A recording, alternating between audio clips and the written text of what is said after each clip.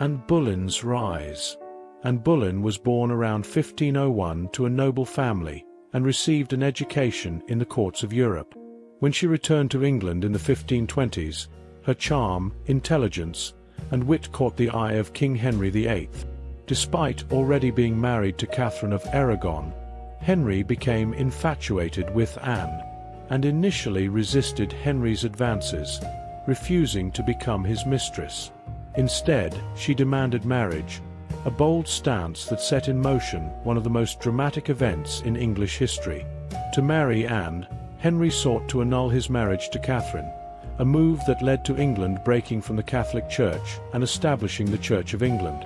In 1533, Henry and Anne were married, and soon after, and gave birth to their only surviving child, Elizabeth, who would later become one of England's greatest monarchs, Queen Elizabeth I. The fall of Anne Boleyn. Anne's position as queen was precarious from the start.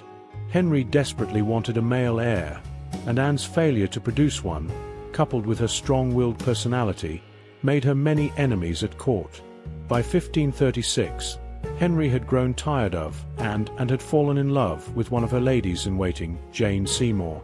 In May 1536, and was arrested on charges of adultery, incest, and treason, all likely fabricated by her political enemies and orchestrated by Henry, who wanted to rid himself of her, and was accused of having illicit relationships with multiple men, including her own brother, George Boleyn.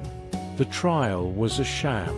Anne's supposed lovers were tortured into confessing crimes they did not commit, and Anne herself was found guilty without concrete evidence. Execution. On May 19, 1536, Anne Boleyn was executed by beheading at the Tower of London. Unlike most executions of the time, which used an axe, Anne was granted the mercy of being killed by a skilled swordsman brought from France.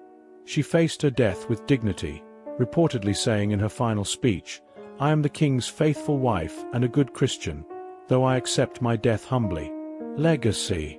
Anne's death was a tragedy not only because of her unjust fate, but also because of the profound consequences of her life. Her daughter, Elizabeth I, would go on to become a powerful queen, ushering in the Elizabethan age, but Anne herself was vilified for centuries.